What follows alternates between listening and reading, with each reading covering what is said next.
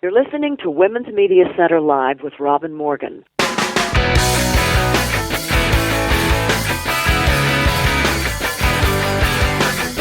Welcome to Women's Media Center Live.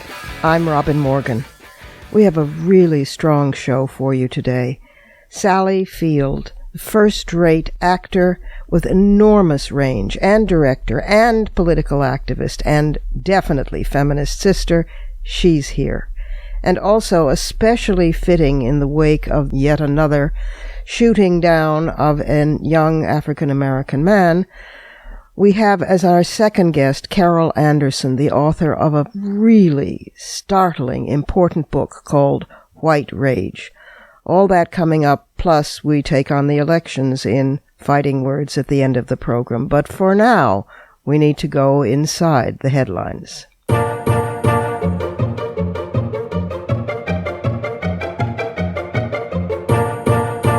We start this week hearkening back to last week when we reported that for the first time a woman became elected governor of Tokyo and that entire district in Japan, although she had to leave her own party, which is the ruling party of Prime Minister Abe, to do it because her own party wouldn't support her. So this week, following up on that, the main opposition party has elected its first female leader also. Way to go, Japan. Renho Murata became that first woman to lead the opposition Democratic Party in Japan. She has served in the country's upper house of parliament for over a decade, and she won in a landslide against two male competitors, despite a lot of controversy over the fact that she had children and she had spoken openly about difficulties of trying to balance work and motherhood. She has 19-year-old twins, and despite the fact that she, in a country that is, can be very, how shall I put it, nationalistic in terms of pure Japaneseness, she has mixed ancestry. She was born in Japan and raised there by a Japanese mother and a Taiwanese father. And so, despite all of that opposition, she triumphed, and it looks like Japan's coming on board. At least the women are, despite opposition. Meanwhile, in Ireland, this is a wonderful story that didn't get much attention. 3 older women handed themselves into police in Northern Ireland for breaking the abortion law. Abortion, of course, is completely illegal there. And Diana King, who is 71, Colette Devlin, 68, and Kitty O'Kane, 69, turned themselves into the Strand Road police station on a Monday evening in Londonderry and gave police a prepared statement that they had taken delivery of abortion pills for women too afraid to have them delivered to their homes. And then they were questioned and then released, depending on a report. And the women decided that there was a hypocrisy in the government and that they were going to challenge it. And I'm looking at a wonderful picture I wish you could see of these women in their late 60s and early 70s with their fists raised, having defied Northern Ireland's anti-abortion stand. Speaking of which, coming up, this is so far inside the headlines it hasn't happened yet, but the week of September 25th, imminently upon us, is the week when a coalition of reproductive health and justice groups is organizing activities around the country. 40 events are planned so far under the umbrella of United Abortion Coverage Week, and one of the things that they are calling for is an end to the Hyde Amendment and the Helms Amendment. You may remember, but younger people might not, that when abortion first became legal in 1973, basically all women had the ability to obtain the procedure. The Medicaid program, which covers health care for low-income people, covered abortion just as it did other medical procedures. But in 1976, Congress passed the Hyde Amendment, HYDE from Henry Hyde, which banned Medicaid coverage of abortion. This is the only medical procedure that has ever been banned from Medicaid. What's more, Medicaid does cover other reproductive health care needs, including birth control and sterilization, and the vast majority of private insurance plans cover abortion too. So we want the Hyde Amendment done in forever, at all points, in all times.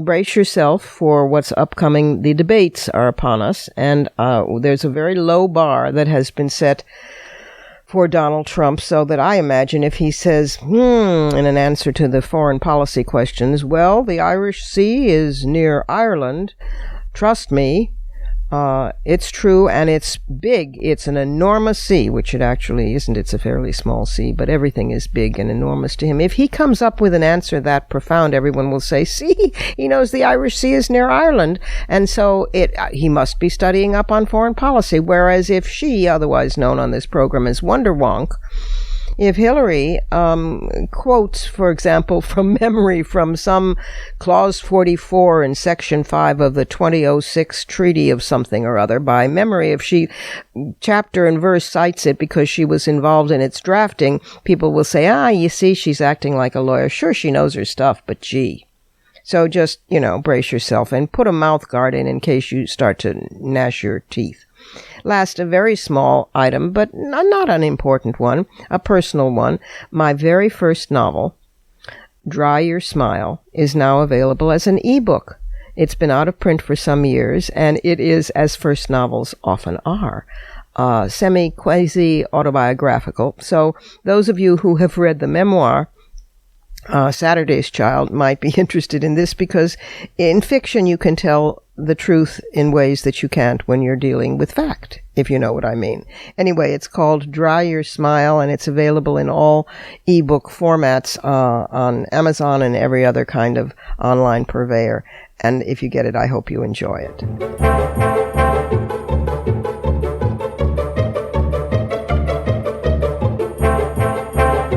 We have to take a short break here at Women's Media Center Live. I'm Robin Morgan, but I will be right back with a person who, well, let me put it this way. When you think of a woman standing on a table holding up a sign reading Union, you think not only Norma Ray, you think Sally Field. Coming right up.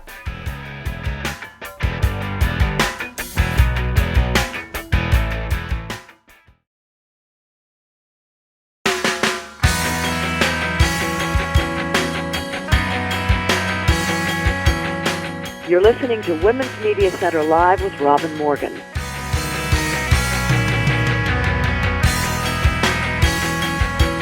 Welcome back. My first guest is the superb actor and activist and friend Sally Field, whose work has deservedly garnered her 2 Academy Awards and numerous Emmys for her television work and multiple Golden Globes and Screen Actors Guild Awards and Cannes Film Festival and People's Choice Awards and Critics Awards, and has left us and continues to add to it a gallery of performances indelible in our minds. And her activism is indelible too. Here's Sally Field. Sally, welcome to the program. Oh, thank you, Robin. So nice to be here. You're hosting our Women's Media Center Women in Media Awards next week and yes. on the 29th, and it's an honor to have you, and it's going to be a real fun night. Oh, thank you. I have, as you well know, I have been there many, many times, just sitting in the audience in awe of the whole event and all of the women that are there. So I am the one that's honored. Oh, well, right back at you. Now, I also, before we get into the depth of your art and into politics, I want to focus on your new film, Hello, My Name is Doris, which is wonderful, and also on the fact that you will be returning early next year to Broadway playing Amanda in The Glass Menagerie, the great Williams play. So first tell us about Doris, which is feminist and anti-ageist and funny and touching and wonderful. It's it was really fun to do, but it's so unexpected, really. It is very much it is such a female film. I don't know that I've ever done a story that's so quintessentially female. I felt certainly telling deeply my own story in this very weird way it was, and about aging, about women aging, about feeling older. And even on the outside of all of that, it really is about something we always face, all of us as human beings. The very hardest thing that we do is how do we look at change? How do we move forward in change? Change is so difficult. It's so painful. You see the whole country, it would rather go backward That's than right. frontward. Yeah, change is scary. Because it's new. And even though if you don't go forward, you are dying. Mm-hmm. Because we know that when you look at any living creature, any living thing, a plant, if it isn't growing, it's dying. That's right. But change is scary and challenging, and a lot of people would rather hunker down in emotional bomb shelters and hide, But not Doris, and not your performance, which is of an older woman falling in love with a younger man. And of course, basically inside I'm about 36. Mm-hmm. There's that internal age and then the external age. Yeah. I wouldn't want to be.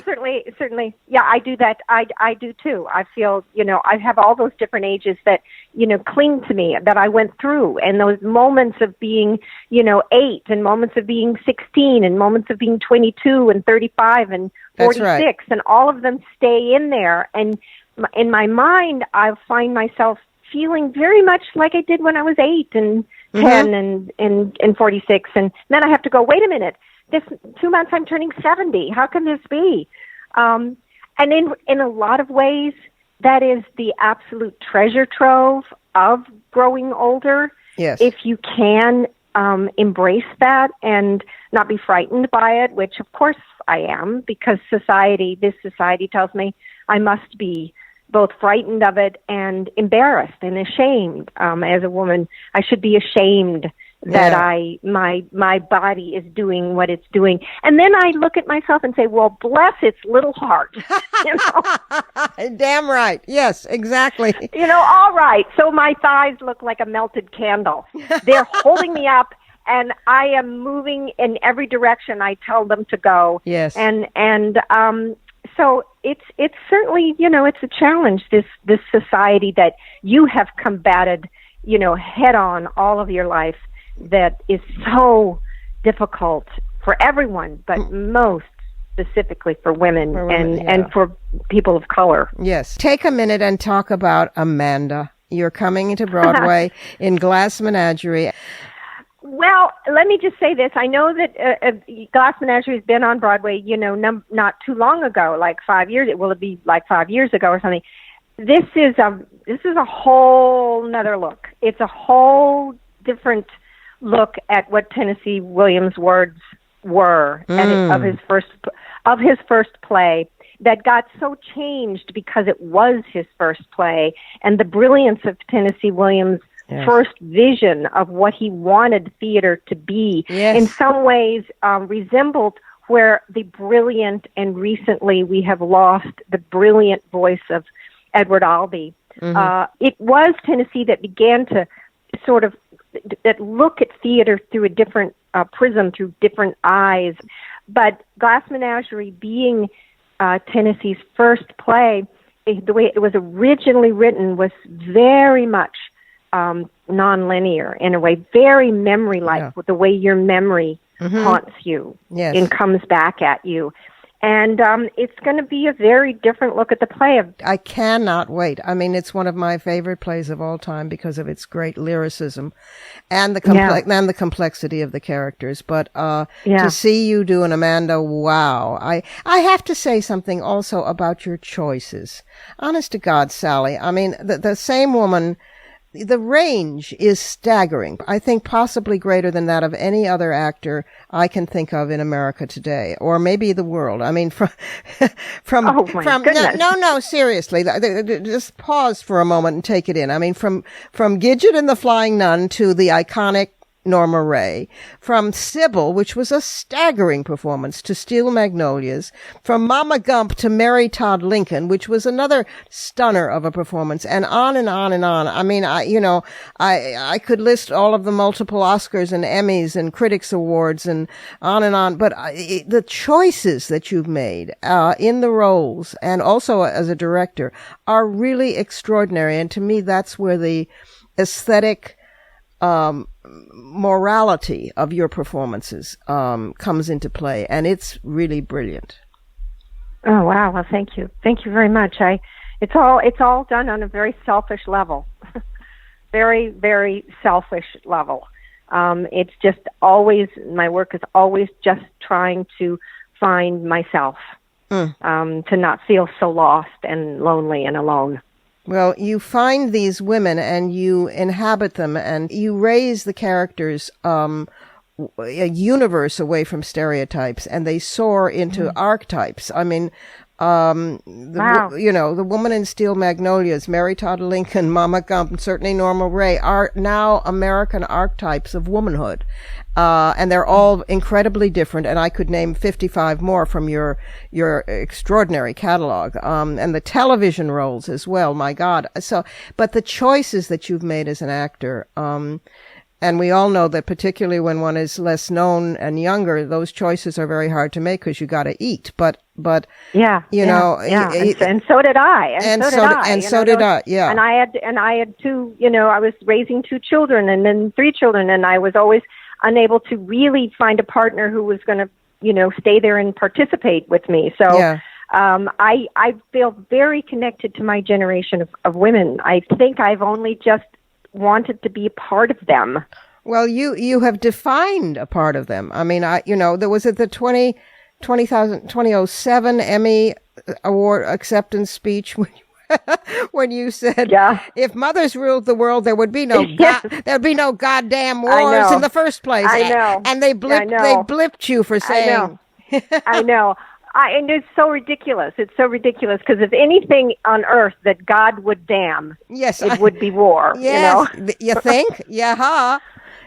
I mean, amazing. Let's talk politics. I know that you've been hugely active in trying to make Hollywood more diverse in terms of women, in terms of people of color. You've been an incredibly active feminist from the get-go. You've been active in terms of gay rights. You're one of our own. You're a movement person who happens to be a great character actor, all not very well hidden inside a star. Well, I'm sure, like you right now, I feel, like I'm sitting on top of a Bunsen burner, because of what's happening in the country right now. I feel on the verge of tears all the time. I feel so angered and frustrated and deeply, deeply frightened for my children, my grandchildren, for what I see happening in the country. I think this insane man dressed in an orange human suit, yes, is so horrifying, and what he is riling up, the absolute worst side of human nature, rather than rising us, rather than elevating all of us to feel it, to want to be better. And I think all of us who agree with me have to get out and do something, anything. I'm right now, I'm in Cleveland with my son. I'm in this little role that my son is a director and writer, and so I agreed to do a little role. But I'm here in Cleveland. I'm in Ohio, like the most staggeringly beautiful state. All over this country, you're in whatever state going, my word, this is a beautiful place. Yes. And an important part of this country. And I look at, what the polls are doing here. So on Saturday, I'm out all day. I'm out this Saturday going from place to place to place, wherever I can go and speak to people and hear what they have to say and wonder why. Why are you not hearing the truth? Yeah. Why are you buying into this fraud, and it frightens me for them. Yeah. It frightens me for my grandchildren, but it frightens me for them who know. so wholeheartedly believe this lie. And Americans are good at the core. At the core, they're good people, but they're tired. They're frightened that they don't have time to read the newspaper. They're not necessarily well educated because they didn't have the opportunity to be. Right. So they're not online looking at pulling up information. They don't have this information, so they go to some stupid, whatever right-wing something or other on television, and they believe it. I know. And they believe it because they don't know what else to believe. It's like my grandmother believing the National Enquirer in the old days, saying, well, here, it's written here that the Martians have come down, Sally. Do you read that? Yes, I know. Joy, I know. Well, I mean, thank God that you're out there on the hustings talking with people, because people believe you. And so I think you will be able to change more than a few minds. And we're all, working 28/7, 72/7. I know you are. To pull this off. And not a little of the opposition is based purely on sexism. And it always has been with Hillary from the get-go. The smearing that's happened to her from the get-go because she's strong and smart and won't cave in. Yeah. And, and no matter how many times they cannot, they investigate and nothing turns up, that the fact that they did investigate clings. It becomes the smear. That's right. I mean, it becomes the smear. That's right. And it makes no sense. It's like high school to me. It is. When the guys said, oh, well, that girl, have you heard about that one, And that lie got clung to that girl the rest of her high school days, and it literally sunk somewhere into her soul. Yeah. And it was impossible to get over. I'm so glad you're out there. You're out there standing up on tables and holding the sign. I am. Union. I am. If I thought it would help, I would. I'd hold it up and I'd say anything on that sign because this is the most important time I've ever seen in my lifetime. And we've been through some times, you and I, in our lifetime, that we've seen some pretty startling times and frightening times. Yeah. And this tops them all. This does. This is a new low. Anyway, thank you for being with us today. Thanks. I will look forward to seeing you at the awards and give you a big hug. And thanks so much. And thanks so much for everything that you're doing as an artist and as an activist. What would we ever do without you? We'd be in bad shape. Oh, Robin. Oh, thank you so much. Thank you. And please have me back so I can rant and rave some more. Oh, anytime. My microphone is your microphone. And now it's time for the Surrealism Corner.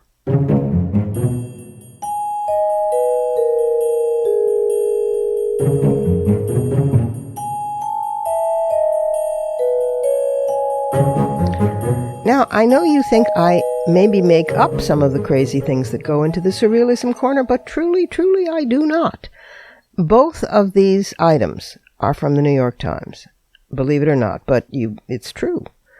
One is that there's an increasingly common new service in China's larger cities, which is mistress dispelling. Honest to God. These services specialize in ending affairs between married men and their extramarital lovers. So they are hired by typically a scorned wife, the article says, and they coach women on how to save their marriages while inducing the mistress to disappear. This is all done for a fee that starts in the tens of thousands of dollars.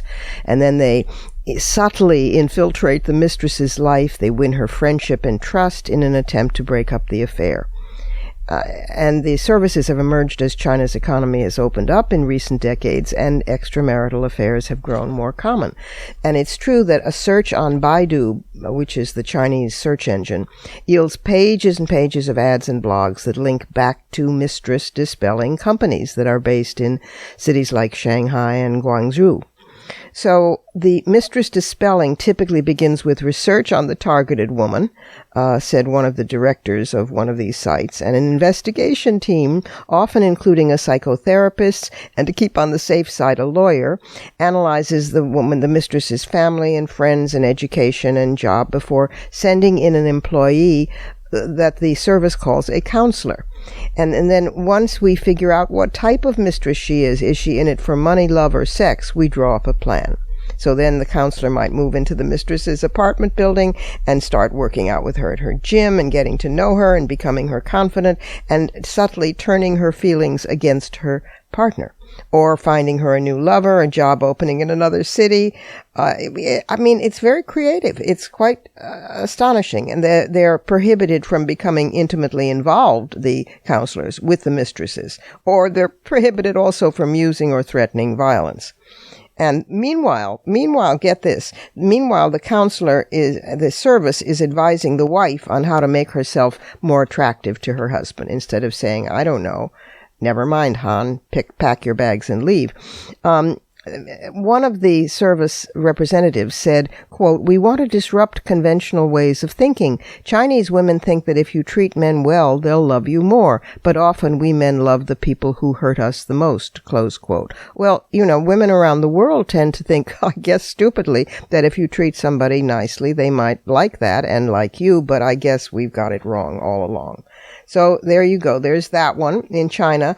But if that should not work out, moving right along to a service that has begun by a man named Azad Chaiwala. He's a 33-year-old. He's a British entrepreneur of Pakistani origin. And he has created what he says are the world's first matchmaking sites for aspiring polygamists. Yep. He started secondwife.com, aimed specifically at Muslims, in 2014, and then he followed that by polygamy.com, which is to open now to anyone this year. And he claims that the sites have tens of thousands of members. Most registered users are in Britain or even the U.S., even though bigamy is a crime in both of those countries. But some members log in from India, Pakistan, or other countries where polygamy is legal. And he is hoping to spread the idea that polygamy offers a pro-family antidote to promiscuity and prostitution and divorce and broken homes. He doesn't think that male behavior can or should change. He dismisses those who criticize polygamy as anachronistic. Yep. And one thing the sites are not intended to do is to help women seek out multiple husbands, polyandry, in other words. This is not because he opposes the idea, he says, but because it is not a, quote, viable business proposition. Women are not looking for multiple husbands all at once. Hard enough sometimes to deal with one. Anyway, so now you know where you can go to dispel a mistress or to be a multiple wife. Isn't that thrilling? It certainly is surreal.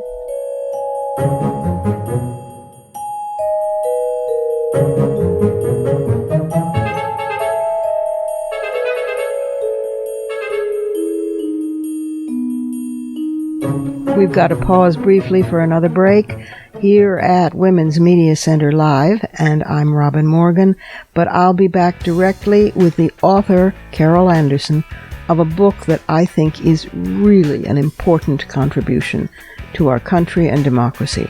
Stay tuned.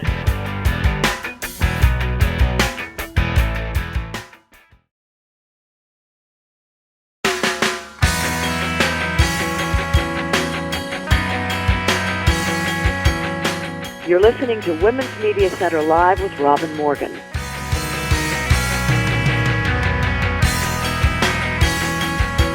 And we're back again. Carol Anderson is Samuel Candler Dobbs Professor of African American Studies at Emory University. She is the author of Eyes Off the Prize, The United Nations and the African American Struggle for Human Rights, 1944 to 55, which was published by Cambridge University Press and awarded both the Gustavus Myers and Myrna Bernath Book Awards. Another recent work of hers was Bourgeois Radicals, the NAACP and the Struggle for Colonial Liberation, also published by Cambridge. She has been awarded many teaching prizes, including the Crystal Apple Award for Excellence in Undergraduate Education, the Kemper Fellowship for Teaching Excellence, the Mizzou Class of 39 Outstanding Faculty Award, the Gold Chalk Award for Outstanding Graduate Teaching, and the Provost's Teaching Award for Outstanding Junior Faculty. She was a member of the United States State Department's Historical Advisory Committee, and is currently on the board of directors of the National Economic and Social Rights Initiative. Lots more to tell about her, but let her speak for herself in this brilliant new book called White Rage. Here is Carol Anderson. Carol Anderson. Carol, it's so good to have you here. Oh, thank you so much for inviting me, Robin. I really appreciate it. Listen, this is a truly important book. It's called White Rage, The Unspoken Truth of Our Racial Divide. It is, in a very real sense, the story of America. And it came about because of a brilliant op-ed that you wrote after Ferguson that ran, I think, in the Washington Post, yes? Yes. And it went viral. And it was about, this is not black rage that black people are actually marching and saying enough already. It's what we're experiencing here in this country is white rage, and it has a long historical precedent. And that op-ed went viral. I received it from at least 3 or 4 friends, and I thought, at last, Lord God Almighty, and it's a woman who blew the whistle. And tell our listeners about white rage. Yeah, and white rage is often we think of this kind of rage as being the Klan, right? It's so visible. But what I saw, particularly, it started with Rudy Giuliani and Amadou Diallo, right, and it moved on into Ferguson, is that we were focused so much on the flames, of black people protesting, that we had missed the kindling, the policies that had in fact undermined and undercut black achievement, black aspirations, black access to their citizenship rights. Right. And those policies are lethal, destructive, and need to be dismantled. Well, we knew this during the civil rights era, at least those of us who were activists. I mean, and somehow we weren't able to communicate that to the general public consciousness. Obviously, there were reasons for denying it. But we knew that there was a history behind this. After Civil War and Reconstruction, you had Jim Crow. Before that, you had the Black Codes. And then Brown versus Board of Education. Suddenly, they shut down public schools across the South, and they funneled taxpayer money into private schools that were for, guess what, white kids. And then the Civil Rights Act, and then the Voting Rights Act, which of course has recently been gutted. How do you get up every morning and not froth at the mouth? Well, the answer is you write a great book like this. Thank you. And it's by looking at it historically, because one of the ways that American society works is to treat an eruption, like Milwaukee, for instance, as a singular event. That's right. So if we focus in on just that singular event, a young black man was killed. The black community got angry. The black community burned. And that becomes the alpha and the omega of the story. Yeah. When it is so not the story. Right. It's a myth. It's by pulling the lens back historically, and it's by looking at the policies that created that moment. So what we see, for instance, coming out of the civil rights movement, which is a moment of enormous achievement. Yes, it was. Is you see a series of policies, law and order policies, war on drugs policies. Yep. That systematically then use the criminal justice system to strip black people of their rights, of their voting rights. So we have now, because of felony disfranchisement, we have 2.2 million African Americans who cannot vote. Yep. That is almost 8% of age-eligible black people in the United States, voting age-eligible black people in the United States. Right. No other group has that disproportionate piece. Right. But that's how it works. And so you can say, well, these are criminals. Criminals can't vote. White rage uses the language of democracy and uses what we call kind of common sense language. Well, of course we're about protecting the integrity of the ballot box. Of course we want to protect neighborhood schools. Of course we want to keep our communities safe from drugs and violence. Right. Who could be against that? Yeah. Well, it depends who they're talking to and who they're talking about. Look, I hear this conversation about human rights. Yeah. And it's the same piece. I'm like, when your rights are systematically violated, right? You know it. It's like not being able to breathe.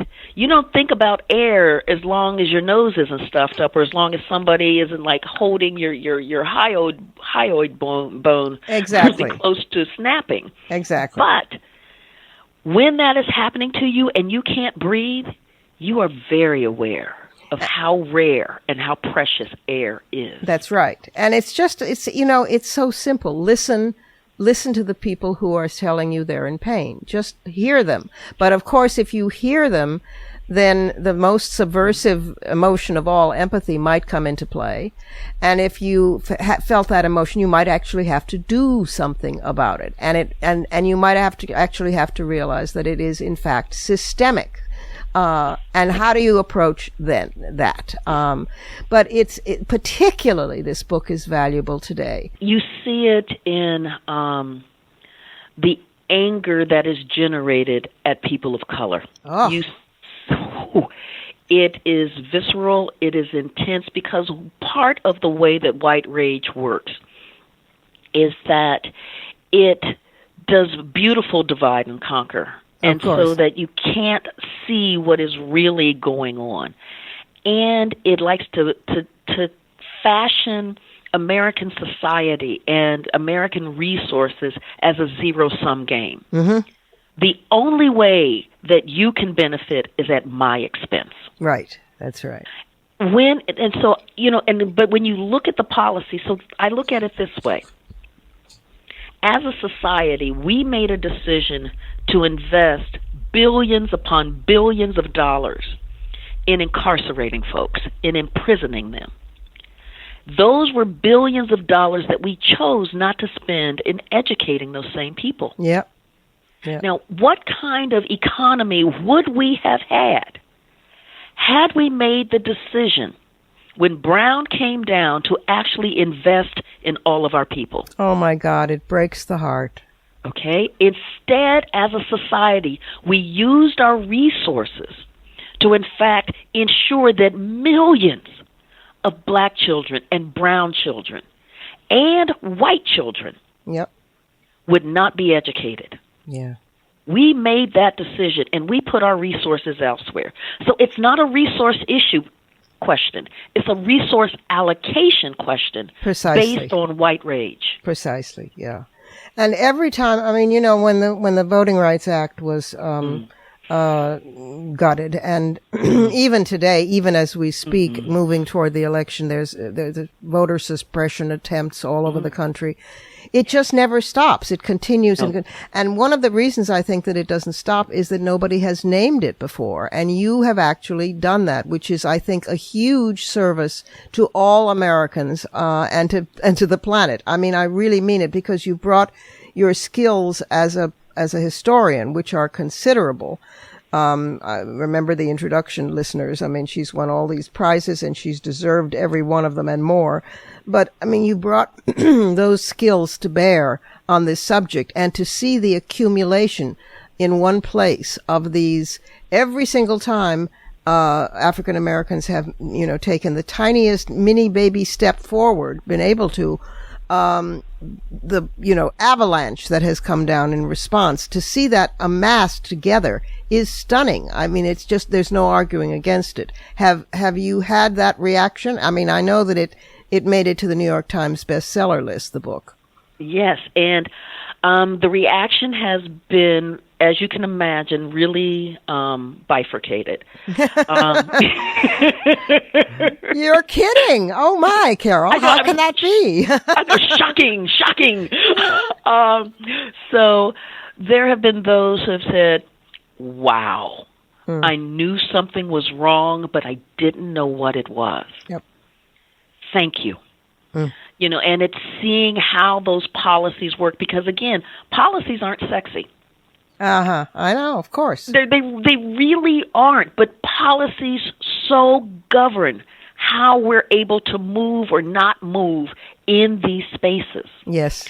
What kinds of opportunities we're able to readily access, and where we're being systematically denied. Policies. Yeah. On the other hand, I've gotten the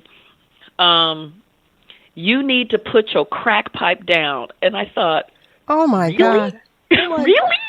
Did you go there? Oh my God! And I got one that said, Dr. Vervoort was right in South Africa. Oh God! We need to lock you Negro criminals away from us. Oh God! So oh, God. I get a slew of those. That this is just racist pandering, and why can't I be more like Ben Carson? Oh! Yuck! Yuck! Yuck! Oh my and God. I'm like, let me count the ways. Yeah, exactly. Where do I begin? Well, I think Trump's candidacy has really unleashed given permission in a way to racism and, I might add, sexism and hatred of disabled people, and the list goes on and on and on.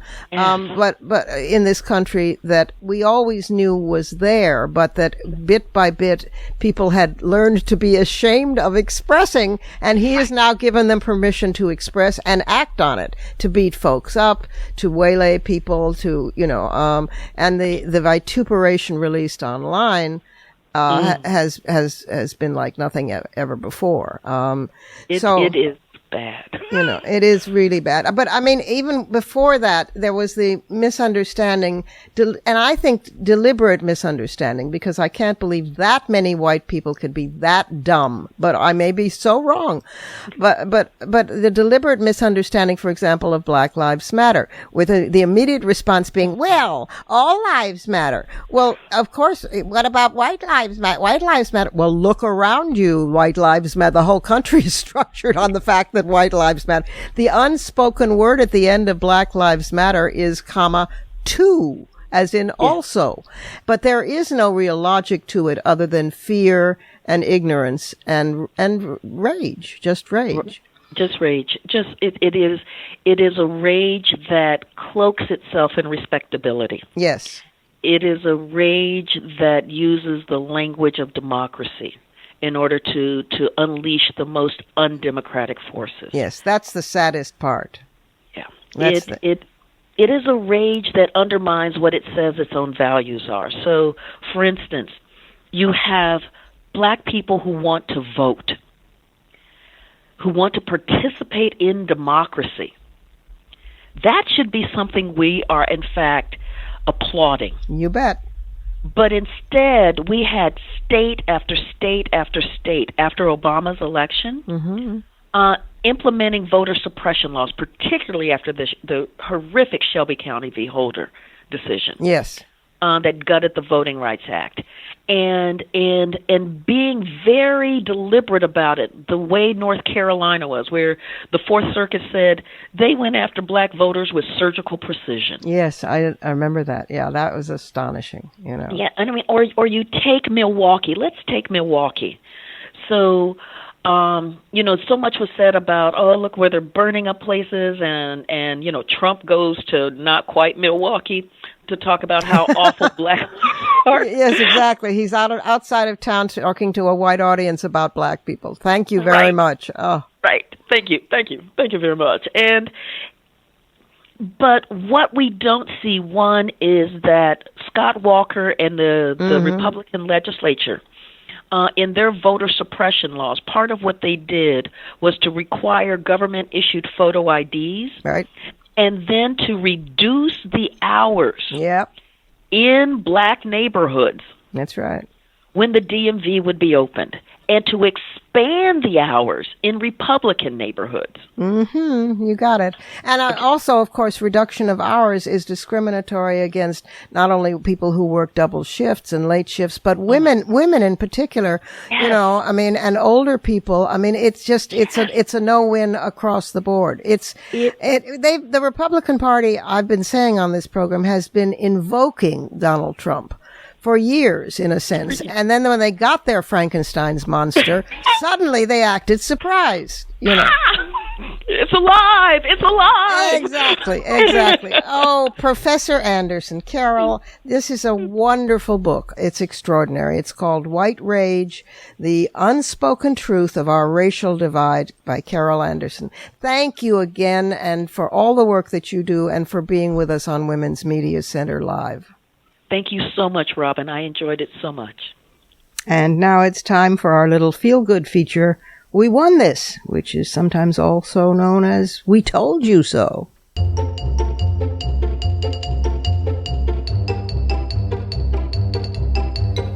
A landmark ruling in India in late August could pave the way for more rights for Muslim women in that country. The Bombay High Court ruled that Mumbai's famous Haji Ali tomb could not bar women from entering the inner sanctum. The court dismissed the trustees' claim that they could bar women under a provision of the Indian Constitution that gives religious groups the right to manage their own affairs. But the court said constitutional protection applied only to rules that are not essential and integral parts of the religion, and because the Quran does not prohibit women from entering mosques or tombs, the court said the trustees couldn't bar women. The court added that the state of Maharashtra, which includes Mumbai, will have to ensure the protection of the rights of all its citizens against gender discrimination. This ruling follows a similar ruling by the same High Court this year, ordering the state of Maharashtra, the same state, to enforce an earlier judgment allowing women to enter the sanctum of Hindu temples. Different religions, same patriarchal attitude, with women getting the worst of it. But in these cases, it looks like we won this.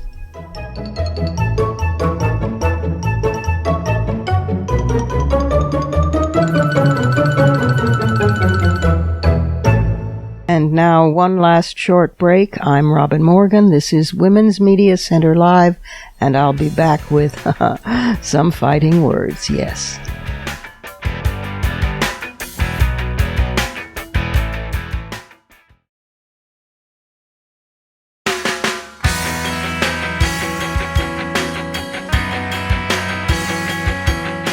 You're listening to Women's Media Center Live with Robin Morgan.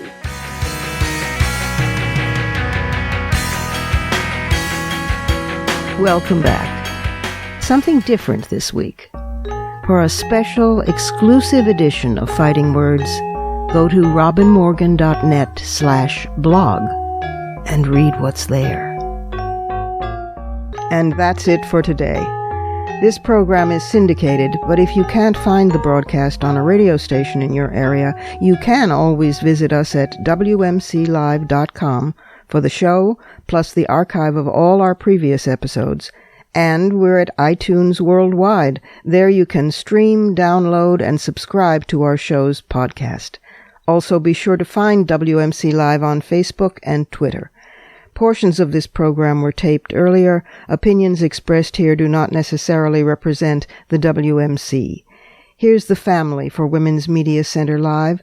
WMC President and Executive Producer of this program, Julie Burton, and our founding and sustaining sponsor, Regina K. Scully.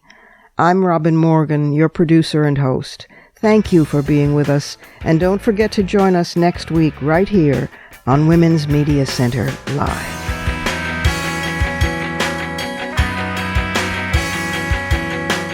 For the smartest talk about news, politics, sex, books, religion, race, and more, tune your radio to Women's Media Center Live with Robin Morgan. Audacious, witty, provocative, informative, and fun. It's Women's Media Center Live with Robin Morgan on WMCLive.com. Talk radio with a brain.